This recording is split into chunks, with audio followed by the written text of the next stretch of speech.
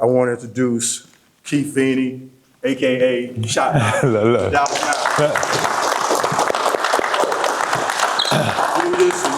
Now I think, is this the mic? What is this? His mic is for recording. Can y'all hear me? Yeah. Yeah, I don't think I need that. You sure? Yeah, I'm good. If y'all can't hear me, I can speak up. Just say I don't hear you. I'll speak up. I try to get in here close. You know, I'm in here for the real thing. All right. So how you doing? My name is Keith Veney. I went here actually. I went to McNamara. It didn't look like this when I went here. It's a whole lot of upgrades. McNamara on the bleachers, and I don't even know if the bleachers were black.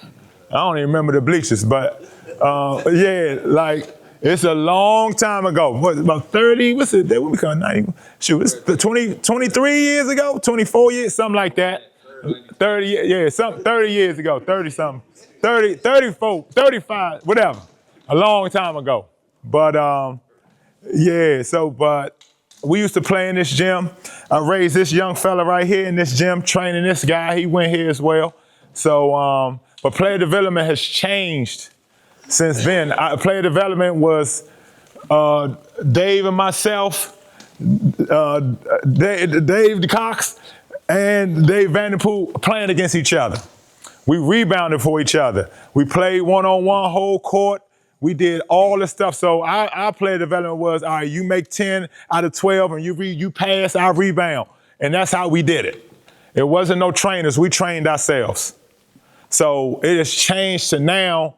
Now I go to Dallas, Cooper Flagg comes in, he has a whole team. And I'm like, he come in with a whole team of players, of people to work with him. So it's entirely different now.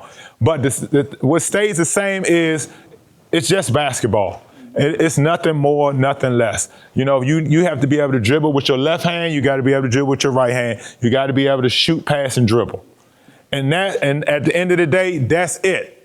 And that's what, as I've gone through this thing from probably the first person in this area that started the training when I was shot doc and all that stuff, to now, it's been the same thing. Just teaching you how to shoot, pass, and dribble with both hands, be able to shoot the ball. Because now I'm the player development and shooting coach for Dallas now, so shooting is a premium. If you can shoot, you can play anywhere.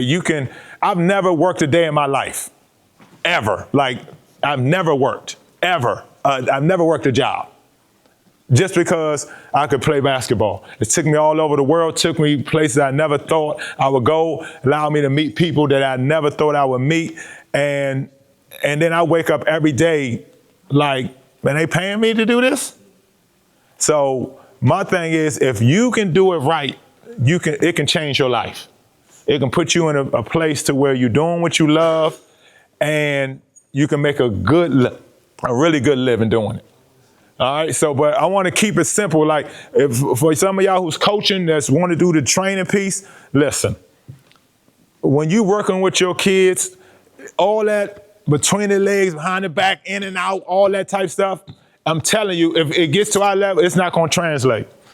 You got to be, like, if you look at anybody that's played a long time, like point guards, just talking like the J kids, he just went fast. He could dribble with both hands and went fast. He was big and fast. If you look at Mark Jackson, he played I don't know how many years. Handle was solid. John Stockton. Like, people that play for a long time is probably don't have the greatest handles. And that's what people don't think. They look at the Kyrie and they're enamored with the Kyrie. But I love Kyrie, but Kyrie stay hurt. I love him. He stay hurt.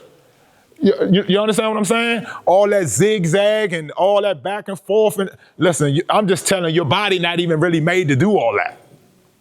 If you could go straight and dribble with both hands and shoot the ball, you can play in any league, you can play anywhere. And that's what I really work on. I'm not the one that's going to be trying to teach you the between the legs, behind the back, under the arm. That's not me.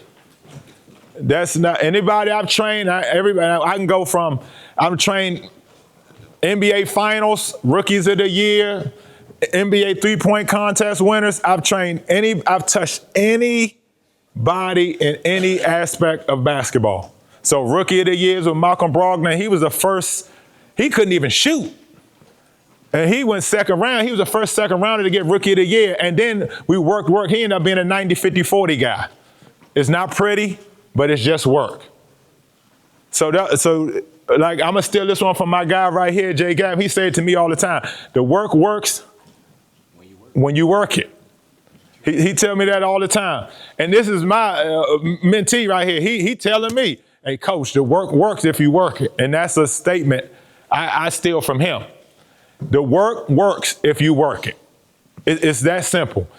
If you're going to go right, and I can go right, like, for example, we was watching, and Dave, he can attest to this. So we're playing OKC in the playoffs, the year we went to the NBA Finals. So we watching film on Shea SGA. So we're trying to do the scouting on them, like, what we going to do? So our analytics people come in, and they're looking, and we're like, all right, well, if he go right to the pull-up, 52%. So if we go right to the step back, 54%. And I was like, well, maybe we send him left. Go left, 53%. Go left to the step back, 55%. And we was like, man, how do you guard this kid? Look. And then it got so explicit that J Kidd was like, I'll pay anybody not to jump on a ball fake. So he talking about money, major money. Like, if you don't jump on the ball fake, so I'm looking like, oh, I'll play. Because you're going to play that. I'm not going for the ball fake. But his ball fake is so violent that you have to go for it. Like, he's getting to a spot, and he's going to be like, like he's going to shoot, and you're going to jump. But my whole thing is this: that's not sexy. That's not fancy. That's basic basketball. That is basic basketball. And I think that we need to get back to basic basketball. Like, all that, you getting clicks, because I seen one dude dribbling under the table, one dude slid across the table and did it in and out. I was just like, I don't understand it, but people get to watching it and thinking it'll translate, but I'm telling you it won't. All right, and then that's why y'all see a lot of players that's good young, that they might click on and be, oh, he the best 9th grader or the best 8-year-old and all, and they doing, and then 3 years later you be like, dang, what happened to him? Because first of all, they don't know how to play without the ball. They don't know how to share the ball. They don't know how to make people better. They don't know how to come off a pin down. They don't know how to come off a screen. They don't know how to flare fade, backdoor cut, up screen. You understand what I'm saying? So when we doing our player development going forward to help our kids, teach them the game. Teach them the game. Don't worry about the in and out. All that stuff it'll come. And it's all instinctive. If you can dribble with both hands and you try to cross over and they jump over there, you'll take it back out. If somebody jump over there, you'll cross over. Like, it's instinctive things. But all that dribbling 3 balls, and like Kyrie tell me all the time, I never dribble 2 balls. I can only play with 1. And I was like, oh, wow, that makes sense. You know what I'm saying? And he the best to ever do it. So my whole thing is, don't get caught up in the gimmicks. Everybody here knows basketball. Teach it, and then the person that you're teaching, if they love it, it'll keep going, and there'll be a thirst, and you can then stack to where you can go right 52%, right to the step back 52%, left to the step back. That's all you really knew. And then he leads the league and drive. I can get downhill. So and he's not sexy at all. He got MVP, and people still don't know who he is. So my whole thing is, keep it simple. If that would be my advice to y'all, is to, when you teaching and player development, keep it simple. And like I said, we all know the game, so just teach it. And believe me, the player who sucks in that knowledge and wants to learn how to play the game of basketball, that'll be the one that excel at the end of the day. All right, y'all got any questions?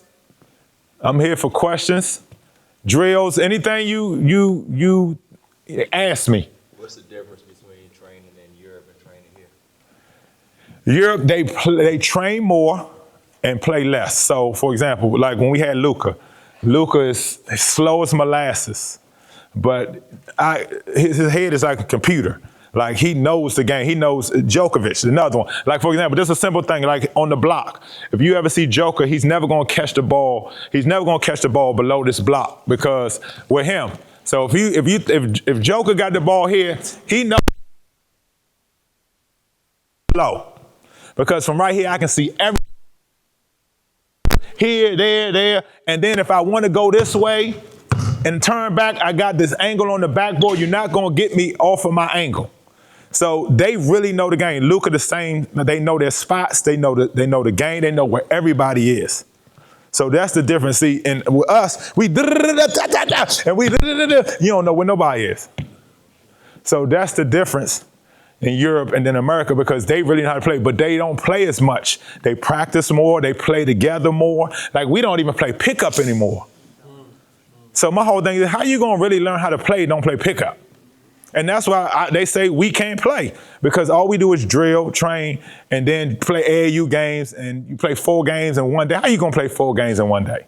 Like, and play at your optimal level? It's impossible. So you wearing your body down at an early age. So that's the difference. They're gonna practice Monday through Saturday or Monday through Friday, play on Saturday, take Sunday off. Practice, play on Saturday, Sunday off. And for us that played in Europe, Dave and myself, you play, unless you're playing in EuroLeague, you might play once a week. And you're doing 2-a-day practices and then play on Saturday. Then if you get into EuroLeague, you'll play on Thursday or Wednesday or something like that. But other than that, they practice and they play together way more. That's why the continuity is crazy. They know where they are before they even cut. You know what I'm saying? And that's what we're missing out. We stand over here. We stand. We don't move without the ball. So that's why the last, 5-6 MVPs been out of the U.S. You know what I'm saying? Because they're playing basketball the right way. And it's so crazy to say that. And it was like Andrew Nemhard and his brother Ryan is with us now.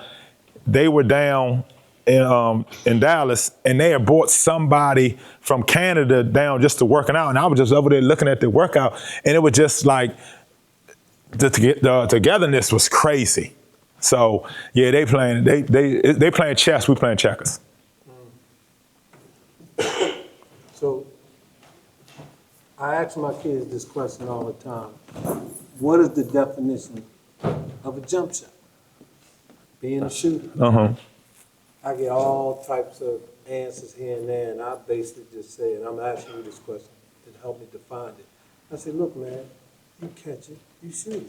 Ain't no hesitation, nothing.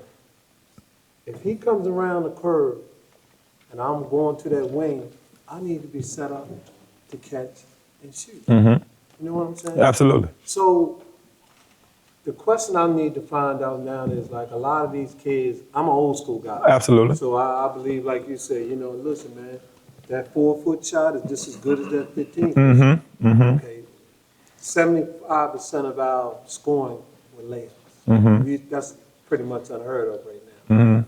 But in your opinion, what's a better drill to get kids prepared to be better shooters? Right. So I would get them, first of all, starting close, like you said. Like, you mean? Like form shoot, and then work their way out. You know what I'm saying? And then give them a goal. For example, Jay, when I used to train him, look, you got to make 5 in a row swishes. So I don't care if it took 35 minutes. Right. And we at that maroon line, you're going to make 5 in a row swishes. So, but that's fine with me because I'm not in a rush. Because I know everything that's great, it takes a process. There's no rush into this. You understand what I'm saying? So you got to understand that, like, analytics has got us thinking that this is like 3-point shot is this. But if you look at Shea leading the score, 3 years in a row, 30, 30, 30, he all mid-range. Joker in there, 30, triple-double. So if you look at Jordan numbers over time, Kobe, all these guys were mid-range assassins. That Iverson, he didn't even shoot threes.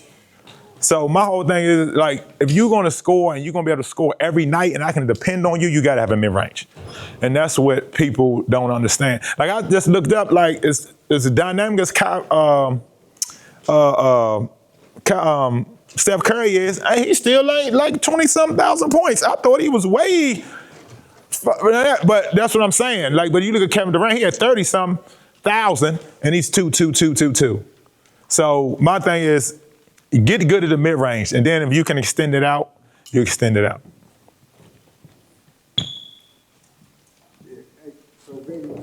Cooper Flag has his own, crew come in and work out. So how do you work with them to make them a better professional? So like I'm in. Excuse me 1 second, I'm sorry. Come over here. Because I don't know if they can hear him. Okay.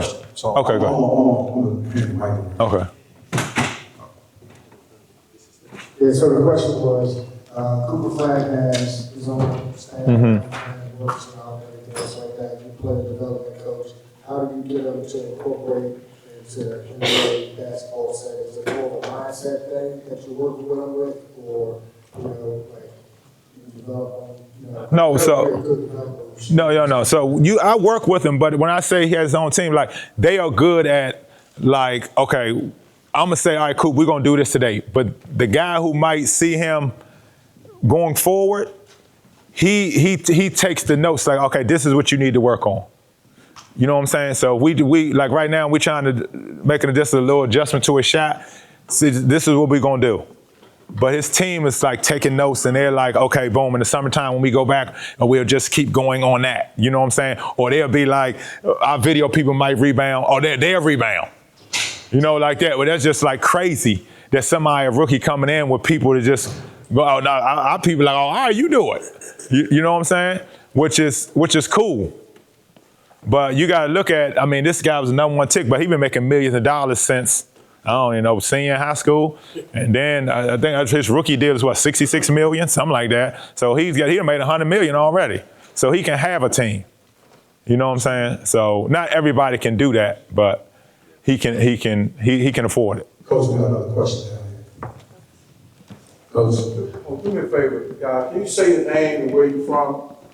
Just so, other people want to know. Yeah. I'm Aaron Thomas, assistant coach at Timberwolves basketball. As a coach or a trainer, how do you specifically tailor individual workouts in an era where a lot of players are versatile and everybody can do similar skill sets on the court? Right. So one thing, that's a good question. So some things and that's so funny. They think they can do. You know what I'm saying? They think like everybody think that I'm a guard or I can do this. But then once you get them tested under fire in that, then that stuff goes away. You understand what I'm saying? But what I've learned with these kids, with this generation, is you cannot talk at them. Like you have to talk to them. So when you're talking to them, like as opposed to we might be like, man, you gotta do this. So I might say, what was you thinking? I need to know what you was thinking. You know what I'm saying? Because now I can help you. Because I'll be like, why would you do that? And they might be like, look, coach, I came down here, I saw my man cutting here and I just dropped it off there. So that's a valid point because you know as a player, people in the stands like, pass it. But you ball pressure, you can't see that pass. So I really try to get to like, what are you thinking? And then why'd you do that? And then like, okay, maybe we can try this. Or the film is huge because you can be like, you think you can do this, but look, in the ball pressure in the game, this is what happened. So we need to work on this. You know what I'm saying? And film humbles a lot of people. You know what I'm saying? So people that's like that, I would put them in the fire. Like, for example, you think I can dribble, you think you can handle, all right, let's go pick up, somebody gonna be picking you up 94 feet. Let me see how you handle that ball. And now you gotta handle it under pressure and get us in the offense. You understand what I'm saying? And then that's when it changes up. Because I got NBA players that still can't do that. You feel what I'm saying? So I would go that right. Film and then really put them in the fire. All right. Here we go, Coach. We got another question. Thank you, Coach Rick, for the IP League. A question for you. You said you're tweaking some things with your flash. I can't tell you, no. No. Okay, all right. But as you see multiple shot forms and guys play that come in, everyone has a unique thing. What are you looking at in particular when you're looking at shot forms? Like, what is your base foundational thing that you probably try to make sure each player has, if there is something like that? Right. That's it. So I'm gonna tell you, every great shooter shoots different. So you can go Glenn Rice, who shot way up here, to Ray Allen, who jumped way up here. You know, Steph Curry, who don't jump. Dame Lillard, who can shoot from here effortlessly. You know what I'm saying? So Kyrie, he thumbed the ball. So every Clay shoot way over on this side. So it's all about repetition and getting this middle finger down. But all of them, every one, this right hand middle finger is coming back at them. at the end of the day. Because some of them, their form, guy hand might be like this, but they don't practice and have repped it out so much that it don't even matter. But all of them, Reggie Miller, he was shooting like this, but that finger was bow. Peja Stojakovic shot like this. Middle finger was, so I don't even look at the form for real. Like, I'm just looking at that last finger, how it's going. Because we can name great shooters, and they all have different forms. You just did something with your feet there that I've seen a lot of variations in terms of positioning. Some people are straight on, 10 toes in the basket. Some people have that slight angle. What is shoulder square. As long as your shoulders are square, middle finger down. Because like I say, I might shoot like this. I might shoot that. And then, Dame Lillard, he sidestep out of bounds. You know what I'm saying? So long as them shoulders are square and that middle finger's down, that's really the only consistent thing. Feet, you can't even, because Kyrie, he'll do something like jab, and he'll shoot from this position. You know what I'm saying? That's not heel toe like we were taught. You understand what I'm saying? So now as the game has evolved, those two things stay the same. Shoulder square. Two more questions. Okay. I was going to piggyback off of what you were talking about. I'm Chuck Olson. I played here at Bishop McNamara with Coach Veney. My question is, I'm going to piggyback on that. So when you're at an elite level, obviously, so you leave it alone. If it's working, you leave it alone. Is that what you're saying? Yes. Yeah. Anybody else? Yeah. You mentioned about. I'm sorry. Yeah.